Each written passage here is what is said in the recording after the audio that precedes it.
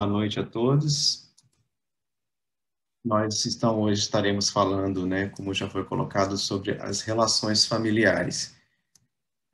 Antes de eu começar, eu gostaria de colocar que esse assunto ele foi baseado na obra Constelação Familiar, que é uma obra da Joana de Ângeles, né, que o grupo espírita Joana de Ângeles, nosso grupo aqui, trabalha aos domingos. E há um tempo eu tive a ideia de fazer essa apresentação, porque muitos estudos de domingo, né, são bastante profundos, como eu sei que tem o público de segunda que não participa, eu resolvi fazer essa palestra, e na verdade eu pretendo fazer mais algumas palestras com esse mesmo objetivo, né, de pegar um pouco desses aprendizados e trazer aqui nessas reflexões da Joana de Ângeles, que eu julgo ser bastante proveitoso para todos nós. E bem como, assim, como a Tânia já colocou, inspirada na prece, né, a importância da família, né? Então, todos nós precisamos, né, refletir. E quando a gente fala de família, é importante a gente saber, e é importante a gente também ter essa consciência de que todos nós tivemos assim experiências diferentes, né, de família, muitas positivas, né, e algumas talvez negativas. Então, o meu convite, né, a minha preocupação na preparação dessa palestra foi de colocar de tal forma que a gente possa refletir, né, e ao mesmo tempo, mesmo diante de erros, né, porque muitas vezes os nossos familiares, eles logicamente tiveram, né, uma missão, nossos pais, né, tipo, vamos colocar assim, é, a família em si são aquelas pessoas que viveram contigo próximas de alguma forma com um laço afetivo, né? Então muitas vezes muitas pessoas podem ter sido criadas por avós, né? Então tipo é a sua família. Então meus avós, então muitos nem conhecem os pais. Então assim é importante a gente saber que existe um espectro muito grande de diferentes experiências, né?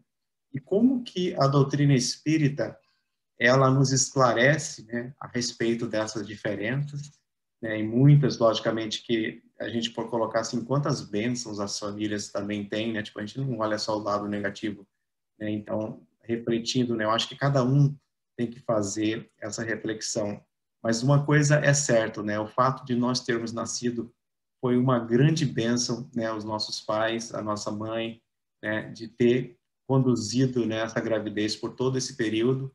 Então, eu falo isso porque a gente já teve experiência de ter contato com filhos que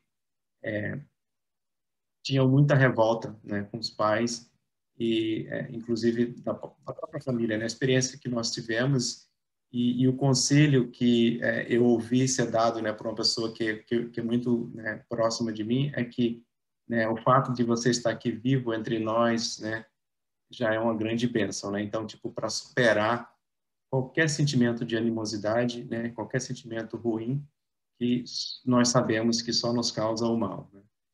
Então, é importante nós termos essa visão abrangente, porque é um tópico abrangente e eu vou procurar traçar, né, as primeiras reflexões sobre isso. Eu falei com a Deise que eu pretendo fazer algumas outras palestras nesse sentido.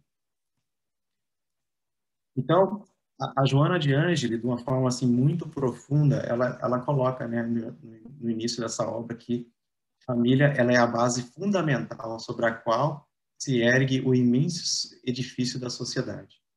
Então, novamente, é uma metáfora forte se a gente pensar que toda a nossa sociedade ela está, né, baseada, né, tipo a família dá essa estrutura para a nossa sociedade. E como a Tânia já até meio que adiantou na prece, né, a gente percebe que no mundo atual a família ela tem sido abalada. Então, é até esse o objetivo nosso dessa reflexão, para que a gente possa, né, de alguma forma, refletir. Eu acho que compete a cada um, né, nossa reforma íntima, dentro da nossa reforma íntima, a gente fazer essa reflexão, né, e muitas vezes fazer pequenas mudanças, né, muitas vezes um simples, uma simples ligação para um familiar, para um pai, para uma mãe que faz, né, um irmão, né, seja, são pequenas coisas que a gente pode fazer para a gente fortalecer essa base, né? Porque se a gente pensar assim,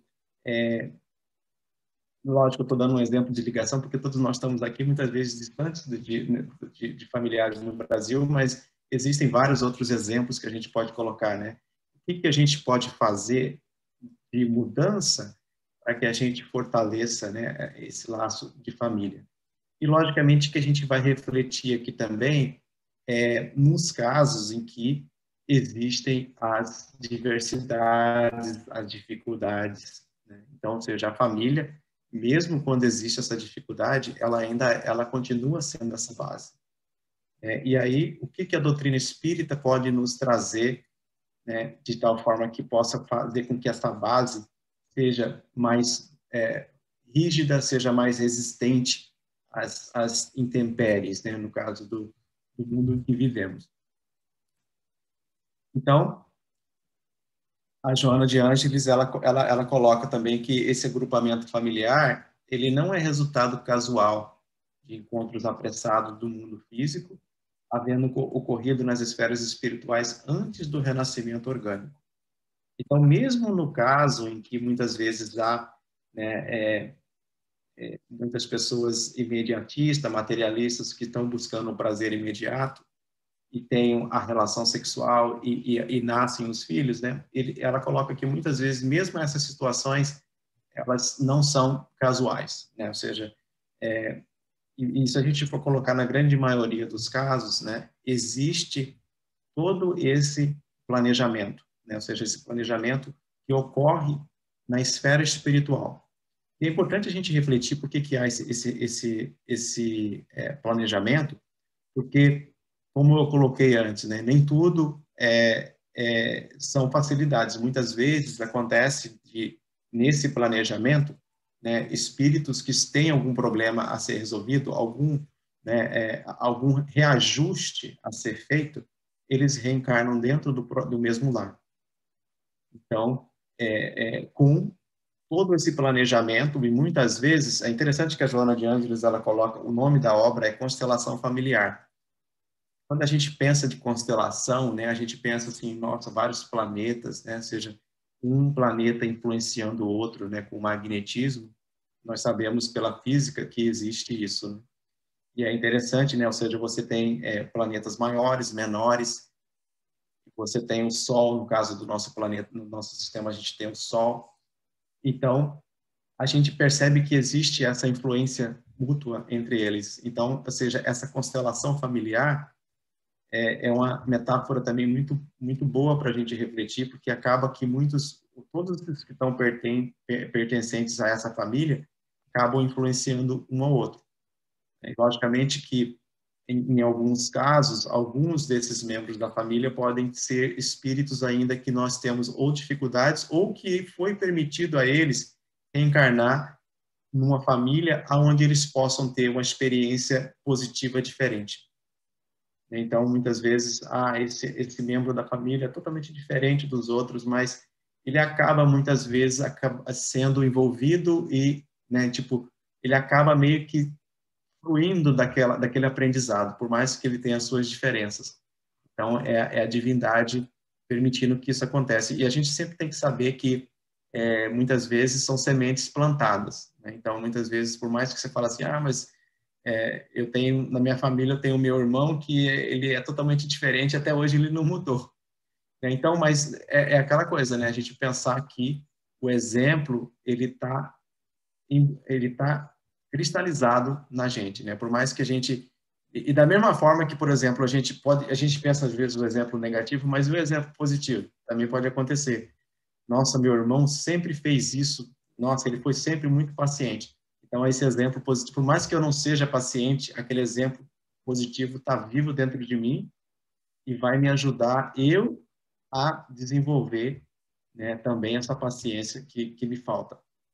Então, assim, tanto quanto o negativo quanto o positivo, ele vai existir, né? Ou seja, mais uma hora essa semente vai despertar, né? Então, muitas vezes a divindade permite que esses espíritos reencarnem no mesmo lar e acabe havendo, né, não só essa oportunidade, muitas vezes, de reajuste, né? Porque muitas vezes também aquele espírito que está rebelde, ele foi um irmão nosso que nós desviamos lá no passado e hoje nós estamos com ele aqui tentando contribuir no reajuste dele.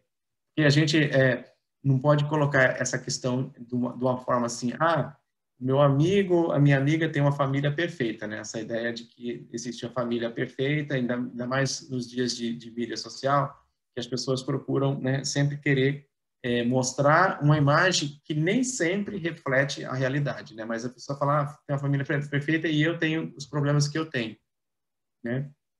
Então, a gente começa a tirar essa visão de vitimismo e coloca mais uma visão de responsabilidade, né? Eu acho que a doutrina espírita, ela nos, assim, certeza que ela nos traz esse esclarecimento do porquê que acontece isso, né? E aí qual que está nas nossas mãos o trabalho a ser realizado, né? Ou seja, se eu tive um familiar que me fez mal, né, de alguma forma, eu não vou me fazer de vítima, mas eu vou continuar, né, usando de todos os recursos que eu tenho do perdão, né, de procurar fazer o meu melhor, de procurar influenciar ele de alguma forma para uma reflexão, para uma mudança, para que possa ser feita, né, um novo futuro, né? Então, ou seja, o fato de nós estarmos tendo contato com os ensinamentos cristãos, à luz da doutrina espírita, para nós é um recurso que nós temos que colocar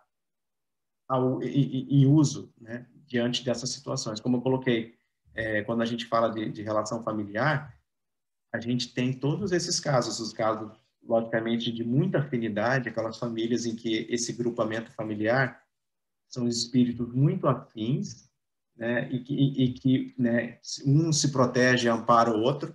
Então, existem esses casos, mas também existem, logicamente, que os casos de reparação. E nunca existe um caso único, né? Por mais que exista a família com afinidade, que nem eu coloquei antes, sempre existe a família maior. Ou então existe a sociedade que você está inserido, que acaba sendo assim uma extensão do seu núcleo familiar e muitas vezes também acaba o trabalho de aprimoramento, ele vai estar presente em todos os núcleos, né? Isso é um ponto que a gente tem assim a certeza, porque do contrário, por que esses espíritos estariam encarnando na Terra?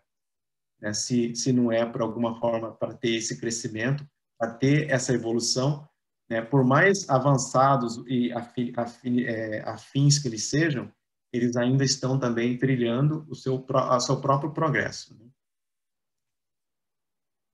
Então, que nem eu coloquei aqui, né? Ou seja, existe o planejamento e é importante nós entendermos o seguinte, esse planejamento, ele acontece no plano espiritual, muitas vezes ele é feito com o apoio dos espíritos superiores, né, que eles identificam, né, eles nos orientam até no sentido de que, ó, é melhor ser feito isso e aquele dizer que a gente sempre acha que o peso é muito grande, que a gente não consegue carregar aquele peso. Então, esses espíritos que fazem o planejamento com a gente, eles nunca vão colocar algo que seja maior do que aquilo que a gente possa, né, suportar.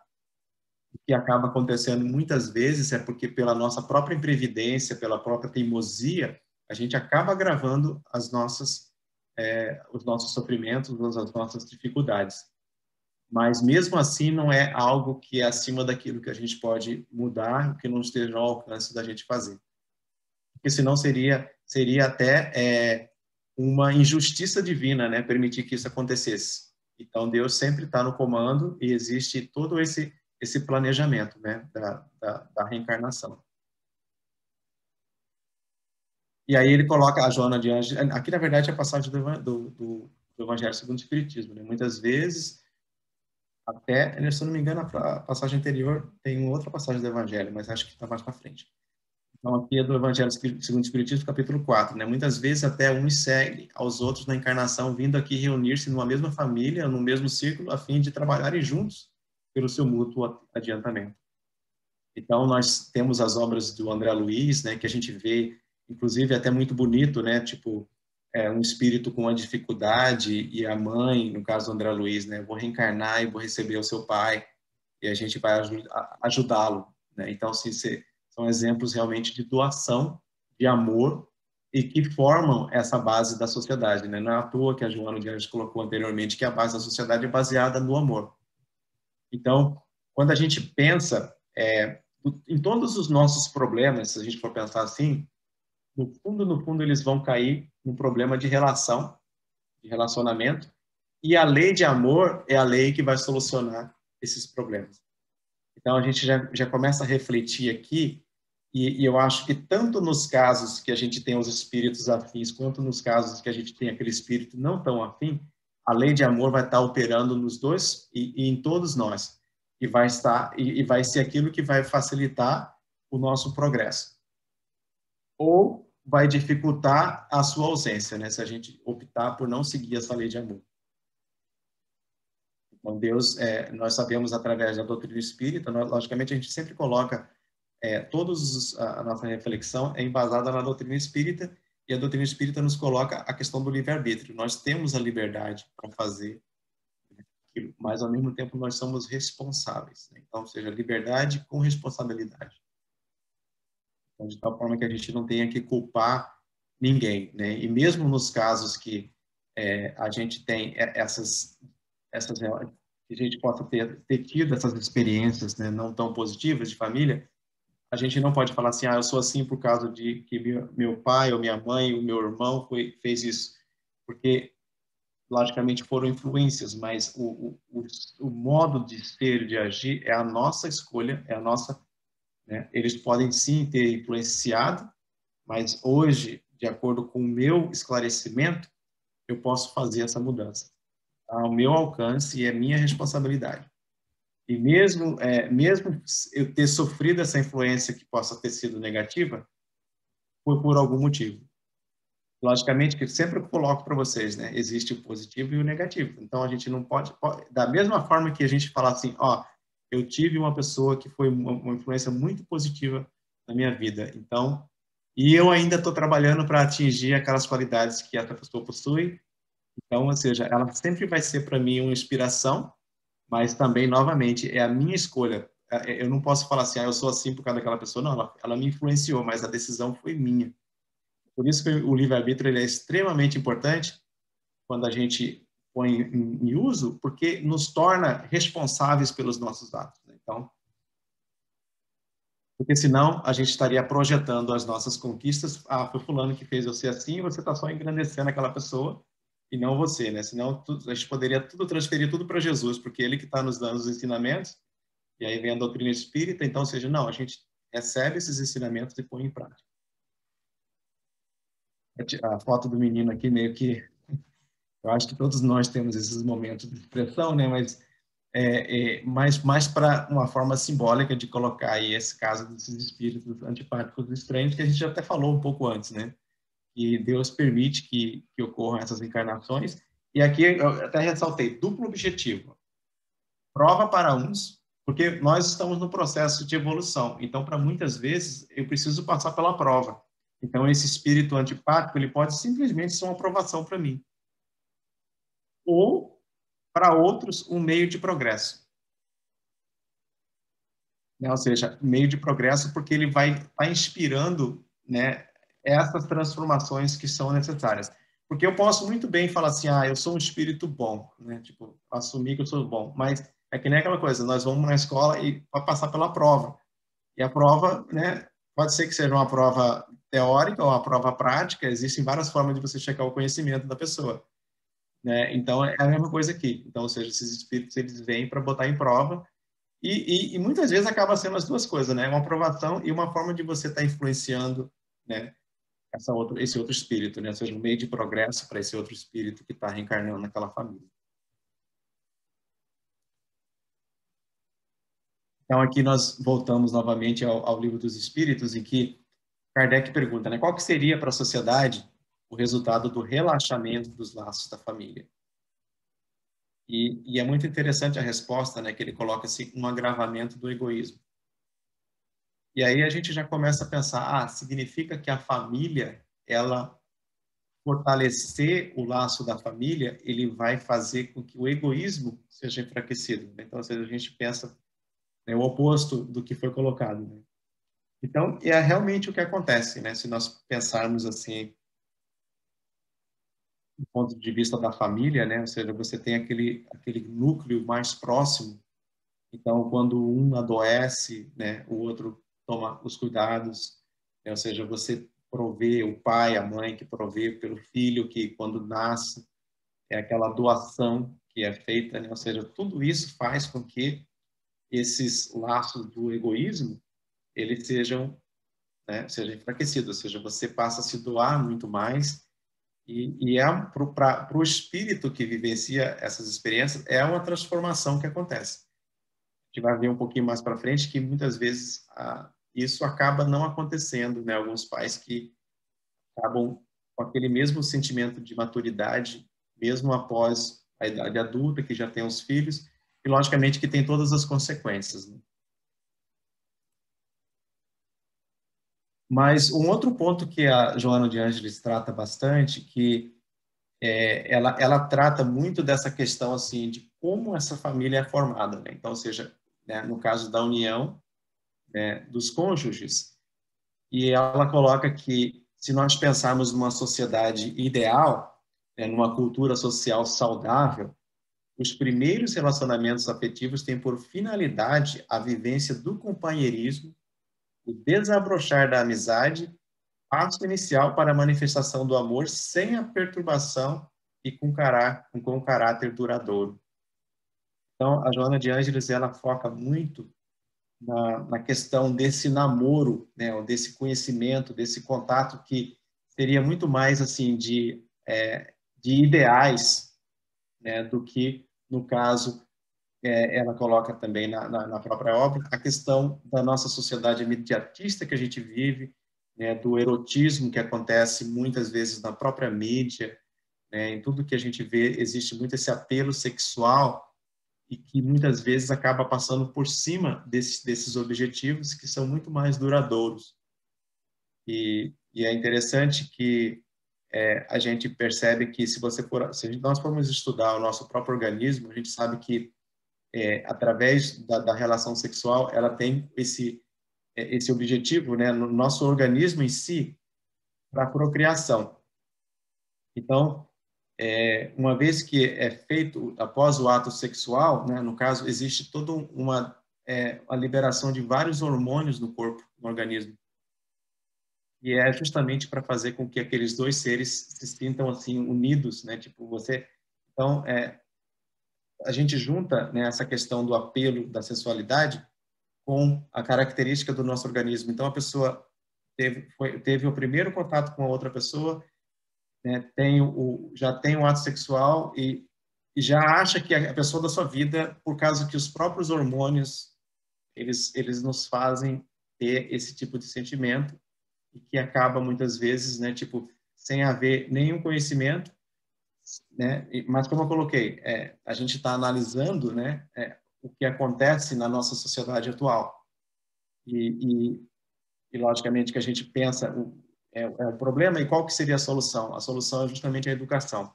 Então, quando eu li essa passagem, eu falei assim, essa passagem ela é bastante esclarecedora porque ela coloca assim, né, nessa sociedade saudável, ou seja, a própria família pode dar essa educação, né? Então, tipo, não é questão nem de criar situações de proibição ou não é nem é uma questão de esclarecimento, né? E se nós, uma vez que nós temos esse esclarecimento, a gente entende o nosso corpo, a gente sabe o que pode acontecer, a gente sabe dos compromissos, a gente sabe, então a gente vai tomar uma decisão consciente, né? Ou seja, é um processo de conscientização. E é isso que a doutrina espírita ela não exige nada da gente, ela não proíbe nada, ela simplesmente espera da gente que o conhecimento que nos é dado seja colocado em prática por nós, né? Então, ou seja, a gente pode colocar que é o mesmo paradoxo do amor, né? Se você for pensar, o amor em si, ele não obriga, ele simplesmente espera, né? Tipo, ele proporciona o que é de bom, mas não obrigando a se fazer algo, né? Então, ou seja, se você ama alguém realmente, você não vai criar condicionamentos nesse amor. Ah, eu te amo, mas a gente vai ter que fazer isso, ou a gente tem que fazer essa viagem, né? Senão, tipo, se você não fizer essa viagem, você deixa de amar. Então, Não existe, né, esse condicionamento. Então, nessa sociedade, então a gente pensa assim, como que a doutrina espírita ela contribui muito para que aconteça isso, né? Porque a doutrina espírita esse fato de nos esclarecer a respeito da nossa realidade espiritual, os objetivos que nos trazem aqui nesse mundo, né? Até do próprio compromisso que tem de um relacionamento, né? Porque quando você tem um relacionamento, inclusive sexual nesse sentido, você tem uma ligação muito forte que se estabelece entre dois espíritos. E você nunca sabe o que acontece com outro espírito uma vez que isso se rompe, né? Então, ou seja, existe toda uma questão de cuidado que a gente tem que ter, né? E isso tudo é fruto do ensinamento que nos é dado, né? Ou seja, é um processo de conscientização. Mas o ponto que eu lembro que quando eu sempre estudei isso, que me chamou muita atenção é essa questão do desabrochar da amizade. Então, aquele companheira sua que vai ser da sua vida, tem que haver esse laço de amizade também, né? Porque o relacionamento, se você pensar ao longo da vida toda, vai chegar um momento que essa amizade vai ser o que vai manter, né, essa união ao longo de toda a encarnação, né?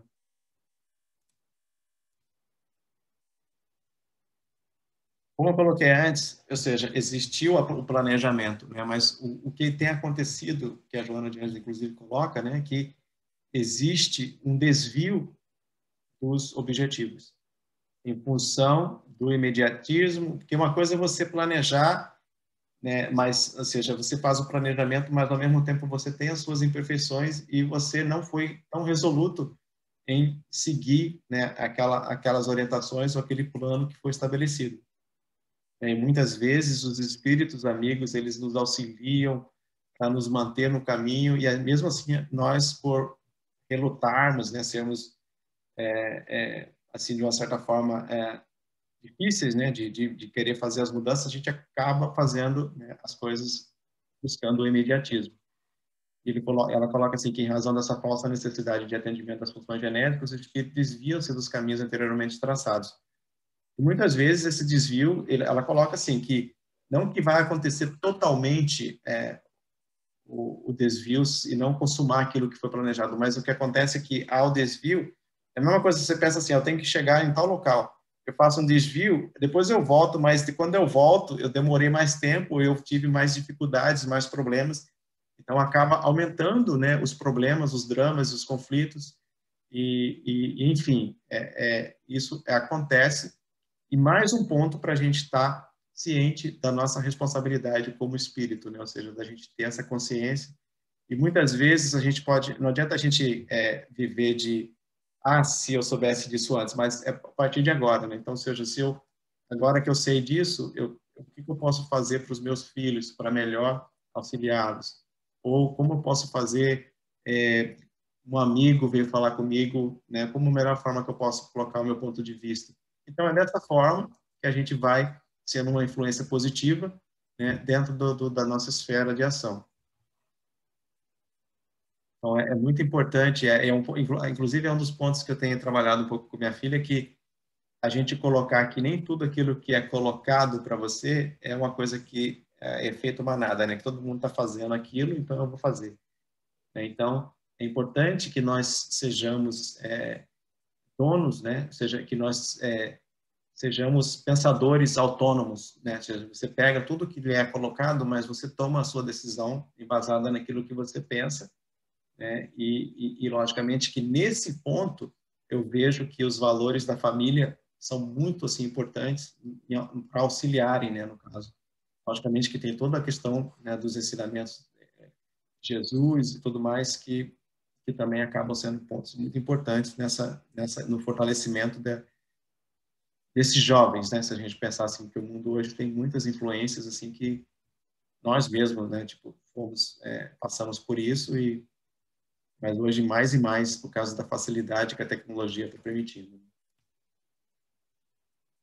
Novamente eu coloquei, né, que a Joana já coloca que o namoro, né, portanto, é o primeiro passo no caminho a percorrer efetivamente, quando há o respeito moral recíproco e o anelo pela convivência benéfica. Então percebam que existe toda essa questão do respeito de um pelo outro, né, e é importante um outro ponto que eu sempre penso, é aquela coisa de que dos dois lados tem que haver isso, né? Esse interesse de conhecer o outro, de haver essa convivência benéfica, de haver esse respeito de um pelo outro.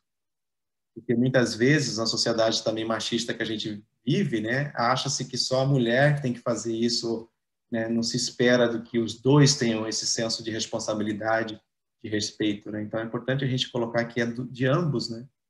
Eu acho que no dia que a sociedade, que a gente conseguir formar esse entendimento em todos os jovens, né, então que ocorrer isso, né, a gente vai realmente ter, talvez, assim, fortalecimento, né, dessas relações familiares que se formam.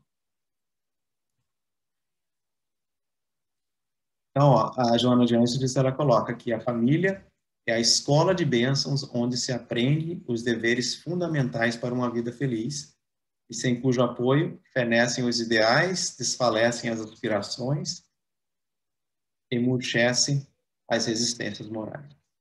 Então, aqui a gente começa a entrar todo num processo assim, de pensar assim, a família atual e a gente colocar o que está deixando de acontecer muitas vezes, porque essas famílias, elas estão, mesmo formadas, elas ainda existe todo aquele interesse imediatista, a fuga da responsabilidade, que é algo que acontece muito, né, e principalmente no mundo que a gente está vivendo hoje, se achar que a escola ou a própria mídia ou a tecnologia vai substituir o papel que compete aos membros da família, né? Ou seja, pessoas que vivem juntas, mas que são solitárias, né? Ou seja, a família é como se fosse um agrupamento ali em que existe uma solidão, não existe um diálogo, né? Então, assim, logicamente que a gente não está aqui para fazer julgamento, é um processo de reflexão,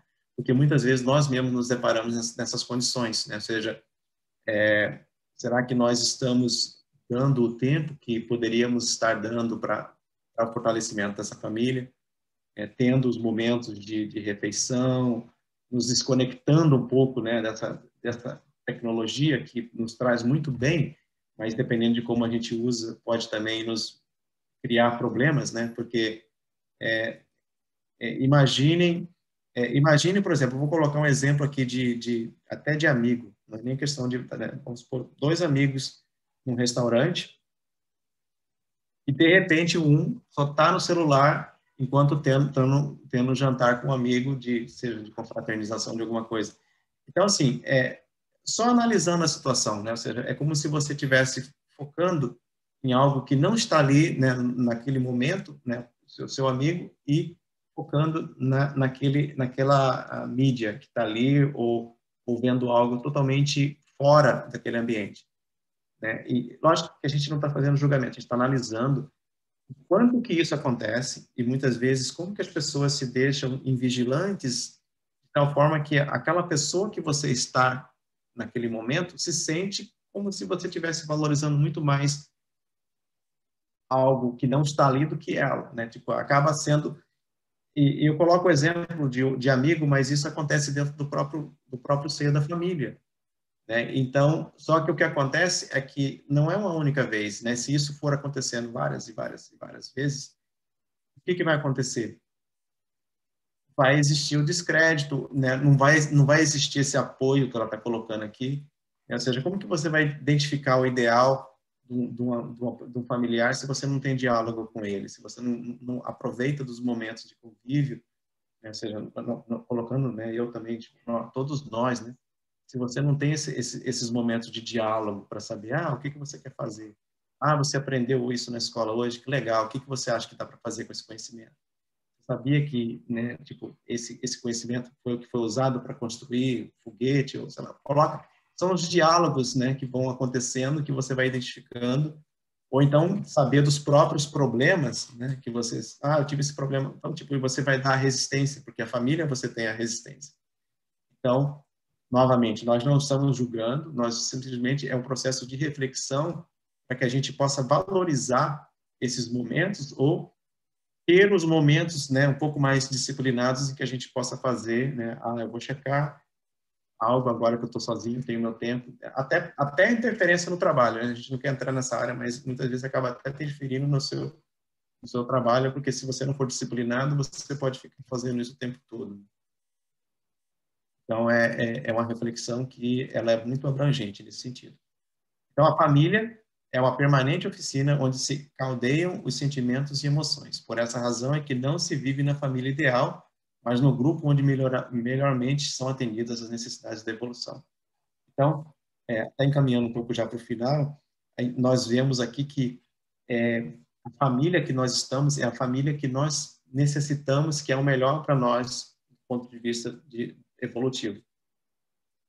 E a gente pode pensar assim que, por mais dificuldades que a gente tem, essa família ela sempre vai ter, que nem eu coloquei o exemplo da constelação, sempre vai existir um espírito, nem que seja um avô, um tio, uma pessoa que vai estar naquela constelação você pode encontrar o apoio que vai te dar o apoio. E muitas vezes nós sabemos que a família, ela tem essa família dos laços carnais e os família do laço espiritual, que são aquelas pessoas que chegam na nossa vida e que muitas vezes acabam também cumprindo com esse papel, nos auxiliando, né? Então, ou seja, nós temos que saber que é uma oficina, né? Ou seja, é um ambiente onde nós estamos trabalhando e que nós temos o nosso trabalho a fazer e temos, logicamente, que superar, né, antagonismos, colocar em prática tudo aquilo que o Evangelho nos traz, né?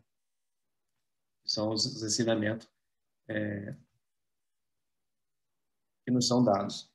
Então, no lar, fomentam-se e desenvolvem-se os recursos da compreensão humana ou da agressividade e ressentimento contra os demais criaturas. É interessante pensar, assim, que existem os dois lados da moeda, né? Então, quando não existe essa preocupação, ou seja, no caso de quando existe todo esse desvio, o que vai acabar acontecendo é que você vai criar agressividade, você vai criar ressentimento. Mas tudo dentro desse processo, nós somos responsáveis. Então, ou seja, se alguém está sendo negligente, a lei da reencarnação vai propiciar com que novas oportunidades sejam dadas para que seja feita a reparação. E, logicamente, que o Espiritismo não existe a cultura da culpa, né? Ou seja, a cultura da responsabilidade, de tal forma que nós somos responsáveis pelo que fizemos, mas também, ao mesmo tempo, está nas nossas mãos a reparação de qualquer erro que nós possamos ter tido, ou se alguém errou para conosco, essa pessoa, né, ou essas pessoas, elas terão também a oportunidade de reparação, de retomada do caminho. Então, é sempre importante nós termos essa visão, porque é a visão do perdão.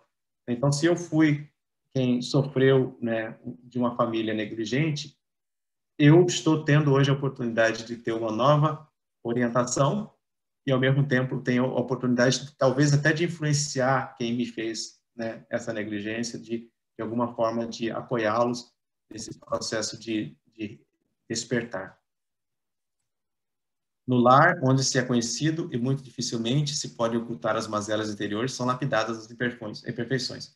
Então, é um outro ponto bastante importante que, dentro do nosso lar, a gente vai estar sempre em contato com esses espíritos que vão despertar e vão nos mostrar o que nós temos que mudar, né? Não tem como a gente querer encobrir os erros. A paternidade, portanto, assim como a maternidade, deve ser responsável e consciente do significado da união. Então, só para a gente finalizar, ou seja, existe toda essa responsabilidade que tem que haver, mas muitas vezes a imaturidade faz com que muitas dessas uniões elas aconteçam, mas não exista a transformação e não exista esse senso de responsabilidade. Mas mesmo nesses casos, e assim a gente termina com isso, como eu falei para vocês, a gente vai voltar nesse tópico, o decálogo mosaico aborda o mandamento na qual a lei divina impõe o amor e o respeito ao pai e mãe. Da mesma forma que o decálogo, a Joana de Ângeles coloca aqui, ele nos fala de amar a Deus acima de todas as coisas, ao próximo como a si mesmo. Então, compete aos pais também seguir esse decálogo, amando o próximo e o filho ao próximo mais próximo, né? E aos filhos também amar e respeitar esses pais, independente do que eles tenham feito, né? Mas a gente pode pensar assim que a gente sempre buscar ver mais o positivo, né, do que qualquer outra dificuldade que possa ter acontecido. Então, a gente termina então com essa palavra final da Joana.